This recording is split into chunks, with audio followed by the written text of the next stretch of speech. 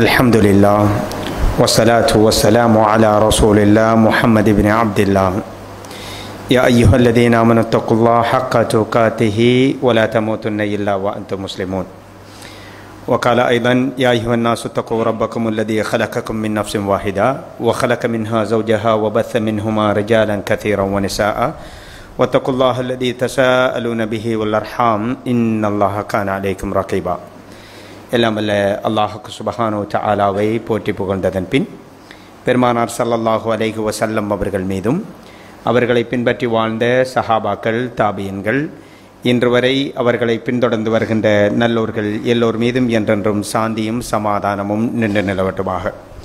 கண்ணியமிகு சகோதரர்களே, நாம் எல்லா வளங்களும் கொண்ட ஒரு அழகான தேசத்தில் வாழ்ந்து கொண்டிருக்கிறோம். இந்த தேசத்திற்கென்று நாங்கள் எல்லோரும் சந்தோஷப்படக்கூடிய நிறைய வரலாறுகள் இருப்பது போன்று சில கசப்பான கருப்பு பக்கங்களும் உண்டு. அந்த வகையிலே எங்களுடைய மூதாதையர்கள் ஒரு கலங்கப்படுத்தப்படாத ஒரு வரலாற்றை முஸ்லீம் சமூகத்திற்கு விட்டு சென்றார்கள். அந்த வரலாற்றை கலங்கடிக்க செய்யக்கூடிய ஒரு அசம்பாவிதம்தான் ஏப்ரலில் நடைபெற்ற அந்த பேர் ஆபத்து. சகோதரர்களே, இந்த நிகழ்வுக்கு பின்னாடி முஸ்லீம் சமூகம் நிறையவே குற்ற உணர்வோடும் கஷ்டங்களோடும் பல அசௌகரியங்களோடும் கடந்து வந்து கொண்டோம் என்பதை நாங்கள் எல்லோரும் அறிந்து வைத்திருக்கிறோம்.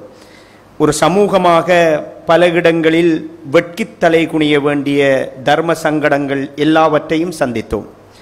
அதே நேரத்தில் இந்த நிகழ்வினால் ஒரு மாற்று மத சகோதரர்கள் உண்மையில் பல இழப்புகளை சந்தித்திருந்தார்கள்.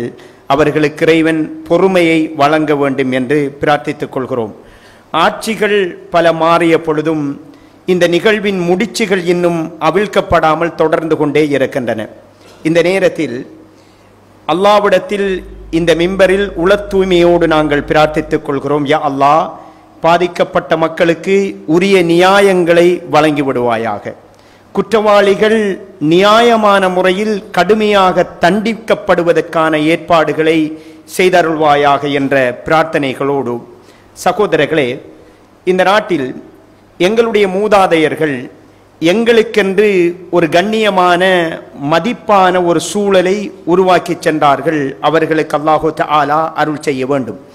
ஆனால் அப்படியான ஒரு மதிக்கப்படக்கூடிய சமூகமாக இன்று நாங்கள் இருக்கிறோமா என்றால் நிச்சயமாக பூச்சியத்திற்கு நெருக்கமான ஒரு பதில்தான் எங்கள் எல்லோருக்கும் கிடைக்கும்.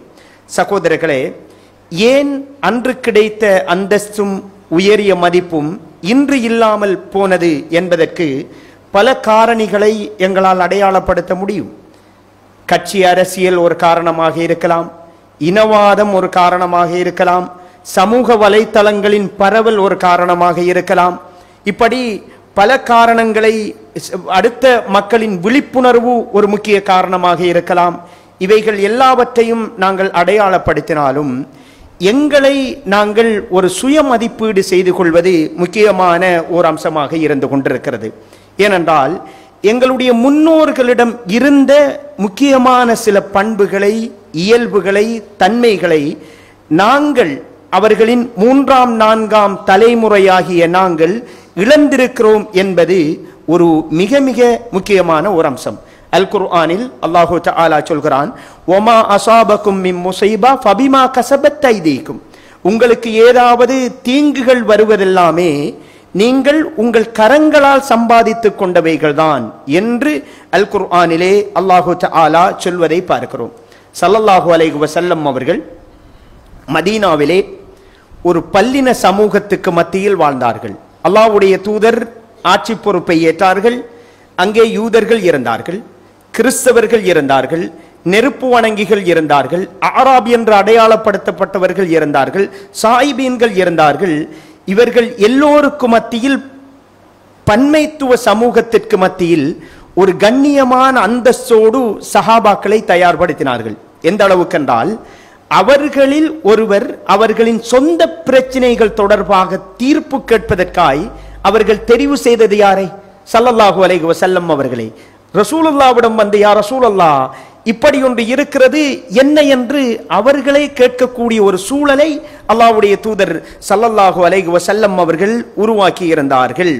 ஆனால் இவ்வளவு முதன்மையான அம்சத்தை சுமந்த எங்களுடைய மூதாதையர்கள் இதை மிகச்சரியாக செய்து ஒரு கண்ணியமான ஒரு சூழ்நிலையை எங்களுக்கு பரிசளித்து விட்டு சென்றார்கள். ஆனால் எங்களுடைய எதிர்கால தலைமுறைக்கு, வருங்கால சந்ததியினருக்கு நானும் நீங்களும் அந்த தந்த சூழலை அப்படியே பரிசளித்திருக்கிறோமா, அல்லது மிக மிக மோசமான ஒரு சூழலை அவர்களுக்கு கொடுத்து விட்டு மரணிக்க போகிறோமா என்பது எங்கள் முன்னுள்ள மிகப்பெரிய அமானிதமான ஒரு கேள்வி. சகோதரர்களே, கண்ணியமிகு சகோதரர்களே, எங்கள் எல்லோருடைய நிலைமையும் எப்படி இருக்கிறது என்றால், ஒரு மயில் மாதிரி. மயில் தன் அழகை பார்க்க வேண்டுமாக இருந்தால் திரும்பித்தான் பார்க்க வேண்டும், முன்னாடி பார்க்க முடியாது. அப்படித்தான் முஸ்லிம் இலங்கை வாழ் சமூகத்தின் நிலை இருக்கிறது. அவர்கள் தங்களுடைய அழகை பார்க்க வேண்டுமாக இருந்தால் திரும்பித்தான் பார்க்க வேண்டி இருக்கிறது. கடந்த காலங்களை முன்னாடி எந்த அழகும் தெரிவதில்லை. என்னுடைய தாத்தாவுக்கு ஒரு யானை இருந்தது, அப்படித்தான் செல்ல முடிகிறதே தவிர என்னிடம் என்ன இருக்கிறது என்பது தொடர்பாக யோசிக்க முடியாத ஒரு சூழலில் தத்தளித்துக் கொண்டிருக்கிறோம். கண்ணியமிகு சகோதரர்களே, அந்த வகையிலே எங்களுடைய மூதாதையர்கள் எங்களுக்கு விட்டு சென்றதை நாங்கள் தொட்டு சென்றாலே போதுமானது. அவர்களிடம் இருந்த எங்களிடம் இல்லாத சில விடயங்களை பற்றி இந்த குத்பாவில் நினைவுபடுத்துவது மிக மிக அமானிதமான ஒரு பொறுப்பாக கருதுகிறோம்.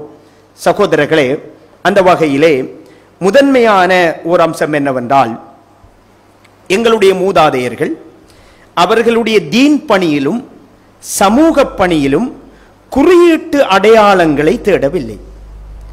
ஆனால் இப்பொழுதுள்ள நாங்கள் எங்களுடைய தீன் பணியிலும் சமூக பணியிலும் குறியீடுகளை தேடுகிறோம். என்னுடைய குடும்ப நேம் முன்னாடி வர வேண்டும், என்னுடைய பெயர் முன்னாடி வர வேண்டும், என் பள்ளிவாயலின் பெயர் அழகாக வர வேண்டும், நான் சார்ந்திருக்கிற ஜமாத் முன்னிலைப்படுத்தப்பட வேண்டும் என்பதே மிக முக்கியமான குறிக்கோளாக இருக்கிறது. அல்லாஹ் பாதுகாக்க வேண்டும். எங்களுடைய சமூகத்தில் இந்த பலவீனத்தை திட்ட தெளிவாக இலங்கையில் பார்க்கலாம்.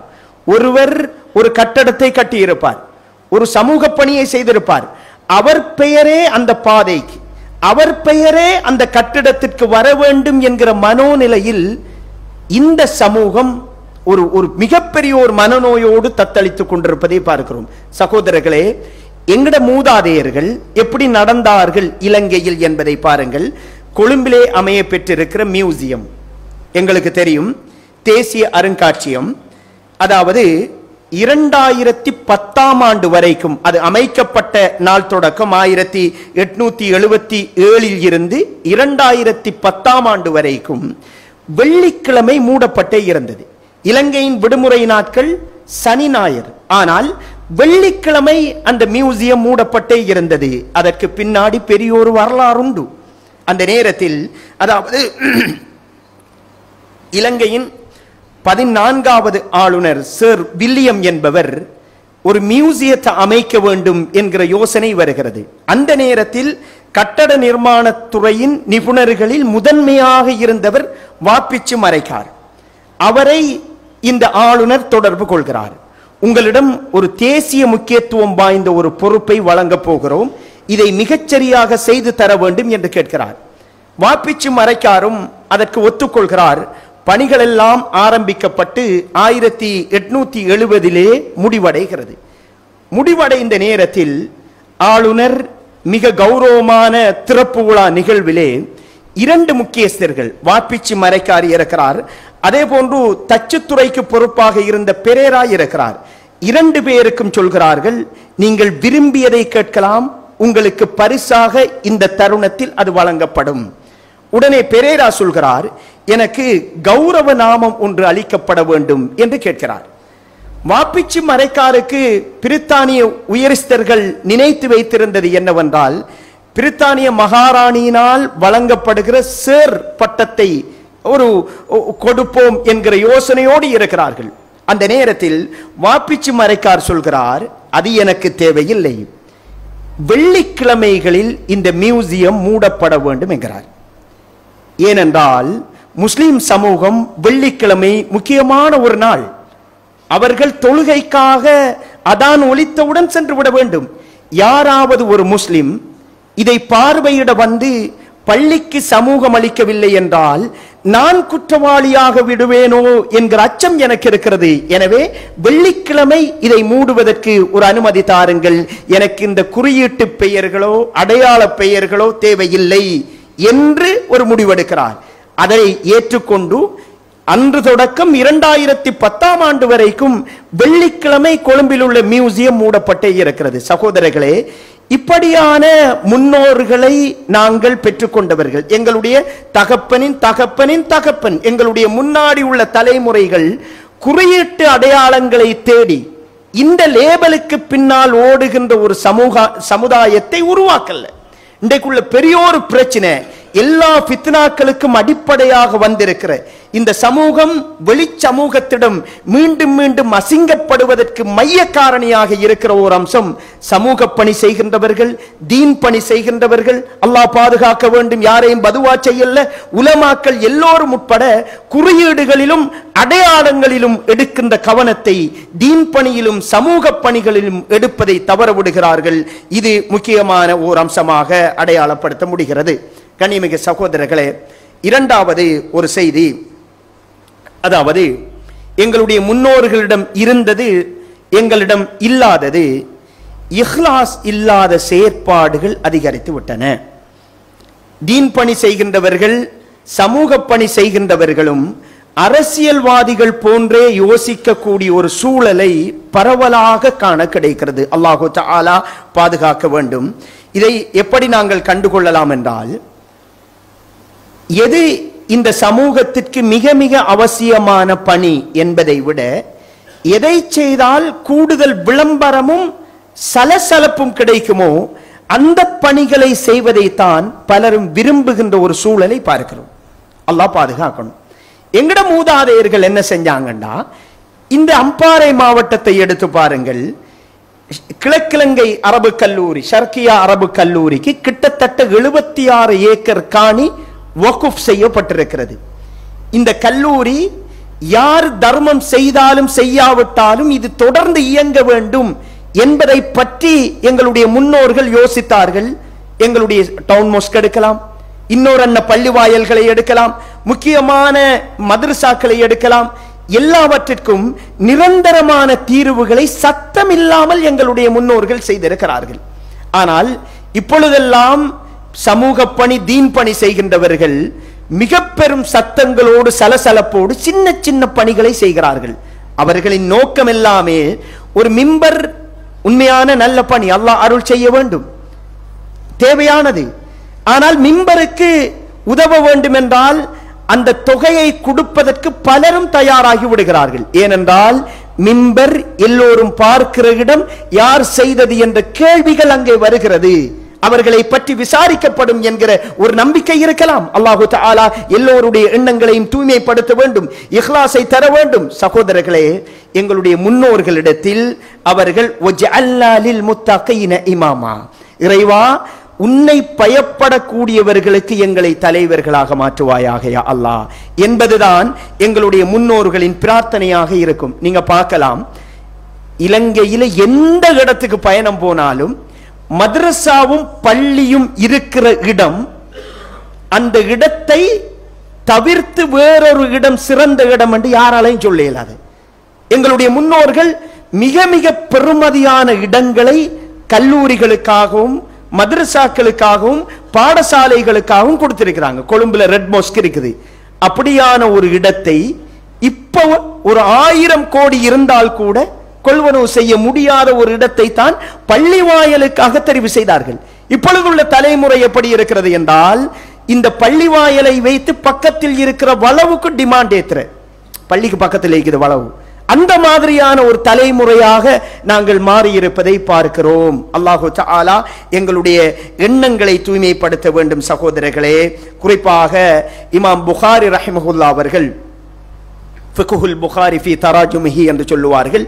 இமாம் அவர்கள் முதலாவது அவருடைய ஹதீத் தொகுப்பிலே முதலாவது பதிவு செய்த ஹதீத் என்னென்றால், இன்னமா அல் அமாலு பின்னியாத், செயல்கள் எல்லாமே எண்ணங்களை பொறுத்ததுதான். நீயத்து முக்கியம் என்பதை இமாம் அவர்கள் முதலாவது செய்தியாக பதிவு செய்கிறார். இமாம் அவர்கள் இந்த நூலை எழுதுகின்ற பொழுது பிரிண்ட் வசதி கிடையாது, இப்பொழுதுள்ள ஆவணங்களை பாதுகாக்கின்ற வசதி கிடையாது. இது தலைமுறை கடந்தும் பாதுகாக்கப்படுமா என்கிற நம்பிக்கை அவரிடம் இருந்திருக்குமா தெரியாது. அவர் இஹ்லாஸோடு அதை செய்தார். தலைமுறை கடந்தும் அல்லாஹு தஆலா அந்த கிரந்தத்தை பாதுகாக்கிறான். அவருடைய கபருக்கு நன்மை சென்று கொண்டே இருக்கிறது. இஹ்லாஸ்ல ஒரு பரக்கத் இருக்கும். இஹ்லாஸ் சின்ன வேலையாக இருந்தாலும் தலைமுறை கடந்தும் அது தாக்கம் செலுத்தும். அதுல ஒரு பரக்கத் இருக்கும். இமாம் அவர்கள் புகாரி கிரந்தத்தை முடிக்கிற பொழுது கடைசியாக ஒரு ஹதீத கொண்டாராரு. என்ன ஹதீத் என்று சொல்லி சொன்னால், கலிமத்தானி ஹஃபீஃபத்தானி அலல் லிசான், நாவுக்கு மென்மையான 2 வாசகங்கள் இருக்கின்றன. ஸகீலத்தானி ஃபில் மீசான், மீசானை தராசை கனதியாக்கக்கூடிய 2 வார்த்தைகள் என்று சொல்லிட்டு, ஹபீபத்தானி இலர் ரஹ்மான், ரஹ்மானுக்கு மிகவும் விருப்பமான வார்த்தைகள் சுப்ஹானல்லாஹி வ பிஹம்திஹி சுப்ஹானல்லாஹில் அஸீம் என்று சொல்றாங்க. இமாம் அவர்கள் எண்ணங்கள் தான் முக்கியமானது என்பது முதன்மை செய்தி. இறுதி செய்தி இமாம் புகாரி ரஹிமஹுல்லா அவர்கள் கொண்டு வராங்க. என்னது? உங்களோட தராசு நிறுக்கப்படும். அந்த நிறுத்தல் உங்களுக்கு பாரமாக வந்து சேர வேண்டுமாக இருந்தால் உங்களுடைய எண்ணங்கள் முக்கியமானது. எங்கள்கிட்ட தான் அமல்கள் எண்ணப்படுறது. நான் இத்தனை நோன்பாளிகளுக்கு நோன்பு திறந்தேன், நான் இத்தனை பள்ளிவாயல்கள் கட்டினேன், நான் இத்தனை பேரை சுமந்தேன், நான் இவ்வளவு தூரம் பயணித்தேன் என்பது எங்களிடத்தில். அல்லாஹ்விடத்தில் எண்ணப்படாது. அல்லாஹ்விடத்தில் என்ன செய்யப்படும்? நிறுக்கப்படும். எங்கள்கிட்ட எண்ணிக்கை லட்சமாக இருக்கும், அல்லாஹ்விடத்தில் அது பதக்கடையாக மாறும். ஏனென்றால் அல்லாஹ் எண்ணுவதில்லை, அல்லாஹ் நிறுப்பான். ஒருத்தர் ஒன்றோட தான் பெறுவார். ஆனால் அந்த ஒன்றும் எங்களுடைய 1,00,000 மிகைக்கும். குர்ஆன் அல்லாஹு தஆலா இக்லாஸ் தொடர்பாக சொல்லக்க, மின் பைனி ஃபர்தின் வ தமின் லபனன் ஹாலிஸா, சாணத்திற்கும் இரத்தத்திற்கும் இடையிலே இருந்து வருகின்ற பால் என்று அல்லாஹ் சொல்கிறான். சாணம் இரத்தம் 2க்கும் மத்தியில இருந்துதான் அது வருது. லபனன் ஹாலிஸா, தூய்மையான கலப்படமற்ற பால். எந்த சாணத்தின் வாசமும் இல்லை, எந்த இரத்தத்தின் வாசமும் இல்லை. அல்லாஹ் சொல்றான், அமல்களும் பணிகளும் இந்த மாதிரி இஹ்லாஸாக அமைய வேண்டும் என்பதை அல்லாஹு தஆலா சொல்லுவதை பார்க்கிறோம். எனவே சகோதரர்களே, எங்களுடைய முன்னோர்கள் அவர்களின் தீன் பணியிலும் சமூக பணியிலும் இஹ்லாஸை கடைபிடித்தார்கள். ஆனால் எங்களிடத்தில் அந்த இஹ்லாஸ் தவறவிடப்படுகிறதோ என்கிற அச்சம் இருக்குது. இஹ்லாஸ் தவறினா பரக்கத் இருக்கவே இருக்காது. நிறைய பணி செஞ்சிருப்போம், மாஷா அல்லாஹ், எல்லாம் பூச்சியம் ஆகும். எங்கட கண்ணால பார்க்கவே அது அழிந்து போகும். அல்லாஹு தஆலா இந்த நிலையில் இருந்து உலமாக்களை பாதுகாக்கணும், அரசியல்வாதிகளை பாதுகாக்கணும், கல்விமான்களை பாதுகாக்கணும், பள்ளிவாயல் நிர்வாகிகளை பாதுகாக்கணும். யா அல்லாஹ், இந்த சமூகத்திற்கு இஹ்லாஸை தந்தருள்வாயாக. உன் திருப்பொருத்தத்தை தாண்டி ஒரு திருப்பொருத்தமும் எங்களுக்கு கிடையாது என்கிற உறுதியான மனோவலிமையை தந்தருள்வாயாக. கண்ணியமிக்க சகோதரர்களே, 3வது ஒரு செய்தி. ஒரு தனி மனித தவறுகள் இந்த நாட்டில் முஹம்மதின் தவறாக பார்க்கப்படாது, ஜெயிதின் தவறாக பார்க்கப்படாது. இந்த நாட்டிலே அது இஸ்லாத்தின் தவறாகவும் இந்த சமூகத்தின் தவறாகவும் தான் பார்க்கப்படும். ஏனென்றால் நாங்கள் பல்லின சமூகத்துக்கு மத்தியில் வாழ்கிறோம். முனாஃபிகீன்களின் தலைவன் உஹது களத்தில் ரசூலுல்லாஹ்வுடைய பல் உடைக்கப்படுவதற்கு பிரதான சூத்திரதாரி. அந்த நேரத்திலும் ஸல்லல்லாஹு அலைஹி வஸல்லம் அவர்கள் அவனுடைய ஜனாசா தொழுகைக்கு முன்னாகிறார். ஏன்?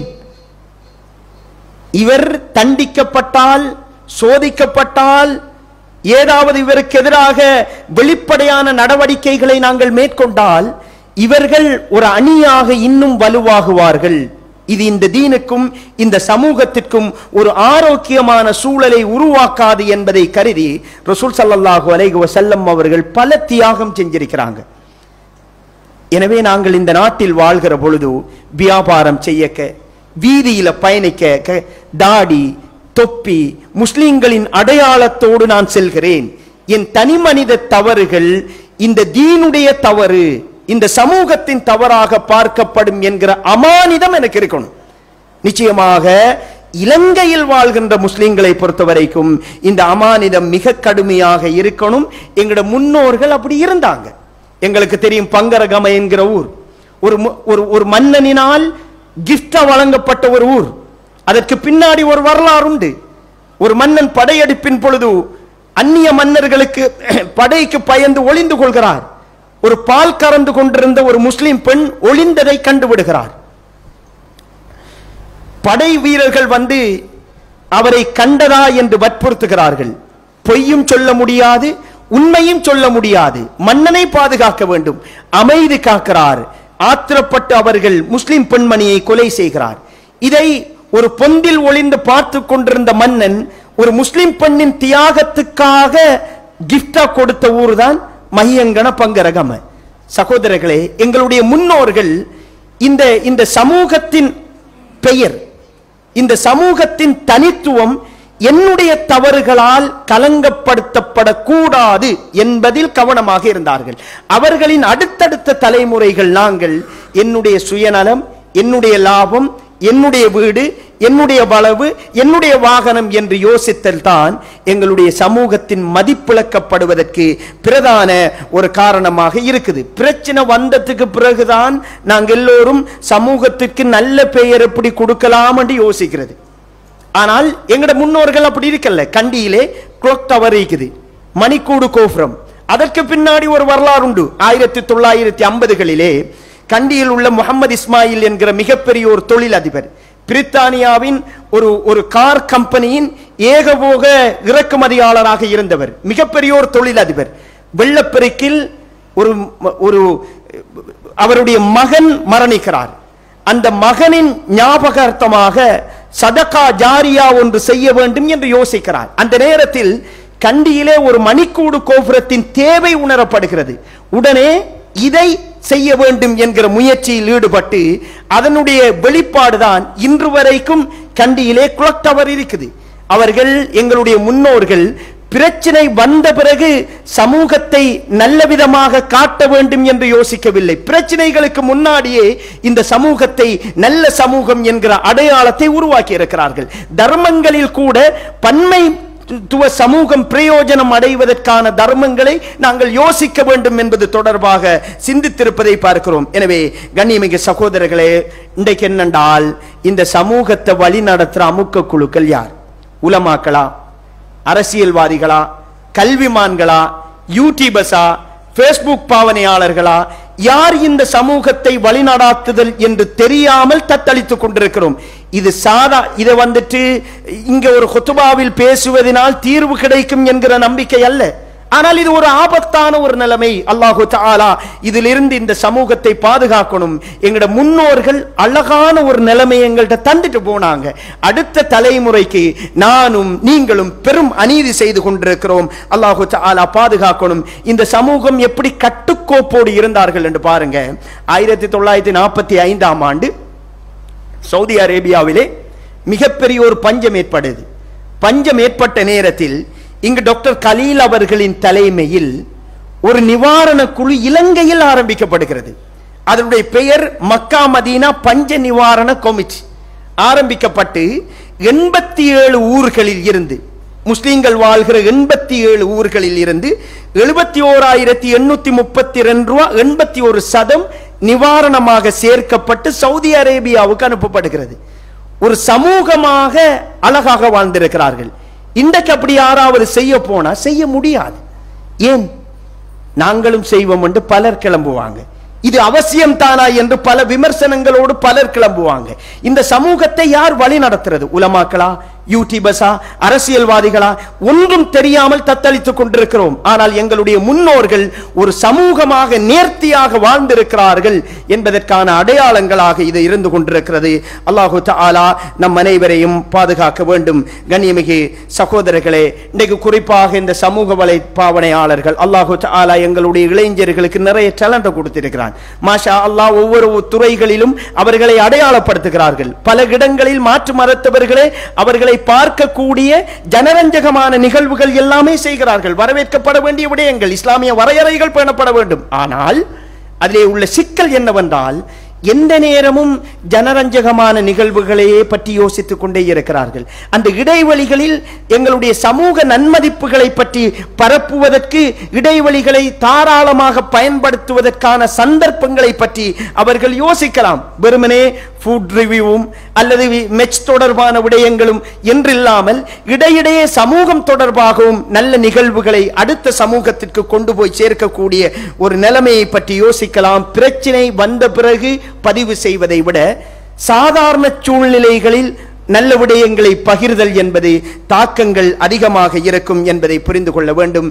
எல்லாம் வல்ல அல்லாஹ் ஜல்ல சுப்ஹானஹு வ தஆலா எம் அனைவரையும் இந்த சமூகத்தில் எங்களுடைய முன்மாதிரிகள், எங்களுடைய முன்னோர்கள் எங்களுக்கு தந்த பாதுகாப்பான கௌரவமான நல்ல சூழலை அடுத்த தலைமுறைக்கும் அமானிதமாக கொடுக்கக்கூடிய பக்குவத்தையும் மனவிருத்தியையும் மன வலிமையையும் அல்லாஹு தஆலா நம் அனைவருக்கும் தந்தருள்வானாக. அகூலு கௌலி ஹாதா அஸ்தக்ஃபிருல்லாஹ் லி வ லக்கும் ஃபஸ்தக்ஃபிருஹு இன்னஹு ஹுவல் கஃபூர் ரஹீம். அல்ஹம்துலில்லாஹ் வஸ்ஸலாத்து வஸ்ஸலாமு அலா ரசூலில்லாஹ் முஹம்மது இப்னு அப்துல்லாஹ் அம்மா பஅத். இந்த தொடரிலே இன்னும் ஒரு ஆபத்தான ஒரு நிலைமை இருக்கிறது. அல்லாஹ் பாதுகாக்க வேண்டும். மிக மிக ஆபத்தான இந்த சமூகத்திற்கு வந்திருக்கிற ஒரு எச்சரிக்கை சமிச்சையாக இதை எடுத்துக்கொள்ளலாம். இலங்கையில் உயர்ந்த பதவிகளில் பொறுப்புகளில் முஸ்லிம்களின் விகிதாசாரம் குறைவடைந்து கொண்டே செல்கிறது.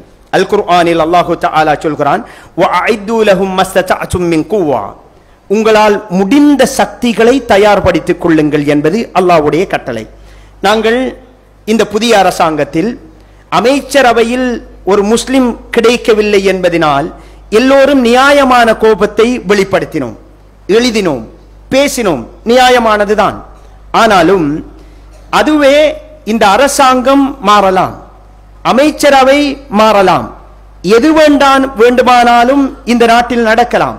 ஆனால் ஒரு பதவியில் ஸ்டாஃப் ஆபீசர்ஸ், எஸ்எல்ஏஸ், ஒரு பொறுப்பிலே ஒருவர் இருத்தல் என்பது மாற்றத்திற்கு உட்படுவது அல்ல, அது நிரந்தரமானது.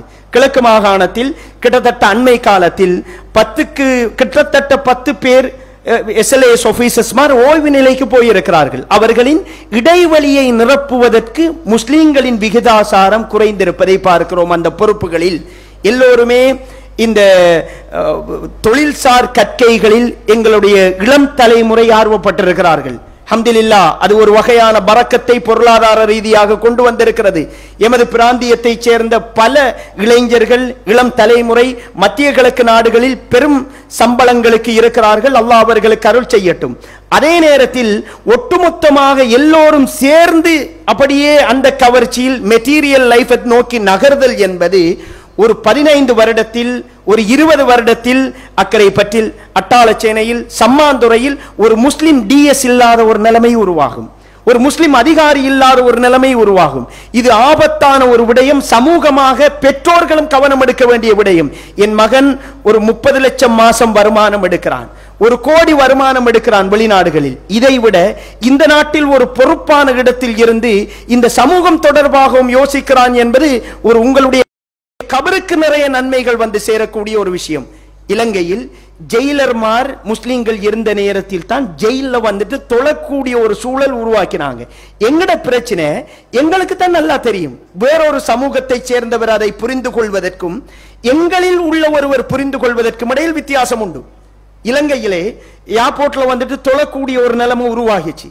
காலை கழுவக்கூடிய அளவுக்கு டெப்ப உருவாக்கினாங்க. முஸ்லிம் ஒருத்தர் அந்த இடத்துக்கு போனதால அவருக்கு அந்த தேவை வழங்குது. ஆனால் அண்மை காலமாக எங்களுக்கு மாற்று இடங்களில் வந்திருக்கிற கவர்ச்சி ஒரு ஆபத்தான சூழலை உருவாக்குகின்றது. திறமையான மாணவர்கள் இந்த தீனுக்காக, இந்த சமூகத்திற்காக உங்களை அர்ப்பணியுங்கள். இதை ஒரு மறுமைக்கான தேடலாக சில நேரங்களில் அசௌகரியமாக இருக்கலாம், வருமானம் குறைவாக இருக்கலாம், பெரும் வசதியான வாகனம் இல்லாமல் இருக்கலாம். ஆனால் இந்த சமூகத்திற்காக அதை தியாகம் செய்யுங்கள். அல்லாஹ் உங்களுக்கு வழங்கி இருக்கிற அந்த கெட்டித்தனத்தை இந்த சமூகத்தை சுமப்பதற்கு பயன்படுத்துங்கள். இல்லாவிட்டால் ஒரு 15 வருடத்தில் அல்லாஹ் பாதுகாக்க வேண்டும், மிக மிக மோசமான ஒரு சூழ்நிலைகளை நாங்கள் சந்திப்போம் என்பதை புரிந்து கொள்ள வேண்டும். குறிப்பாக ஸல்லல்லாஹு அலைஹி வஸல்லம் அவர்கள் எல்லா நபி தோழர்களையும் ஒரு இடத்துக்கு அழைச்சிட்டு போக மாட்டாங்க. யுத்தம் என்று வந்தாலும், வேறு பணிகள் என்று வந்தாலும் சிலரை சில இடங்களில் விட்டு செல்வார்கள். எல்லோரும் ஒரே இடத்தில் நகர்தல் என்பது ஒரு மோசமான தாக்கத்தை ஏற்படுத்தும் என்பதை ஸல்லல்லாஹு அலைஹி வஸல்லம் அவர்களுடைய வாழ்நாளில் கற்றுக் கொடுத்திருக்கிறார்கள். எனவே எங்களுடைய இளம் தலைமுறை இதற்கு தகுதியான கெட்டித்தனம் உள்ளவர்கள் தயவு செய்து நாட்டில் உள்ள உயர் பதவிகளுக்கான பரீட்சைகளில் தோற்றுங்கள். அல்லாஹ் உங்களுக்கு அருள் செய்ய வேண்டும். இதை ஒரு சமூகத்தின் பொறுப்பாக உணருங்கள். அல்லாஹு தஆலா உங்கள் எல்லோருடைய கபரையும் விசாலப்படுத்துவான் என்பதை புரிந்து கொள்ளுங்கள். இன்றைக்கு வியாபார சமூகம் நாங்கள் என்று அடையாளப்படுத்தப்பட்டிருக்கிறோம் வரலாற்றிலே. ஆனால் இன்றைக்கு ஒரு 85% முஸ்லிம்களின் வியாபாரம் கடை வச்சு வியாபாரம் செய்கிற ஒரு நிலைமைதான். ஒரு காலத்தில் எங்களுடைய முன்னோர்கள் கள்ளி வியாபாரம் எங்களுடைய ஏகபோக உரிமையாக இருந்தது. ஏற்றுமதி இறக்குமதி வியாபாரம் எங்களுடைய ஏகபோக உரிமையாக இருந்தது. இப்பொழுது எல்லாமே கைவிட்டு சென்று விட்டன. இப்பொழுதெல்லாம் வெறுமனே தெருக்கடைகள் கடை வைத்து வியாபாரம் செய்யக்கூடிய ஒரு சூழலுக்கு தள்ளப்பட்டிருக்கிறோம். இவை எல்லாமே எங்களுடைய அடுத்த தலைமுறைக்கு நாங்கள் ஏதோ ஒரு அநீதி செய்து கொண்டிருக்கிறோம். வெறுமனே சுயநலங்களோடு சுத்தி கொண்டு வாழ்கிறோம் என்பதை புரிந்து கொள்ள வேண்டிய சமிச்சைகளாக இருந்து கொண்டிருக்கிறது. எங்களுடைய முன்னோர்கள் இலங்கையில் வாழ்ந்தவர்கள் இப்படி வாழவில்லை. இந்த அமானிதத்தை அவர்கள் உணர்ந்திருந்தார்கள். நாங்கள் பல்லின சமூகத்துக்கு மத்தியில் வாழ்கிறோம். எனவே கூடுதல் கவனம் எடுத்து பல விடயங்களை சிந்திக்க வேண்டும் என்கிற புரிதலோடு அவர்கள் இருந்திருக்கிறார்கள். எல்லாம் வல்ல அல்லாஹ் ஜல்ல சுப்ஹானஹு வ தஆலா ஈமானோடும் இஹ்லாஸோடும் இந்த தீனையும் இந்த சமூகத்தை பற்றி யோசிக்க கூடியவர்களாக நம் அனைவரையும் ஆக்கி அருள்வானாக. அகூலு கௌலி ஹாதா அஸ்தக்ஃபிருல்லாஹ் லி வ லக்கும் ஃபஸ்தக்ஃபிருஹு இன்னஹு ஹுவல் கஃபூர் ரஹீம்.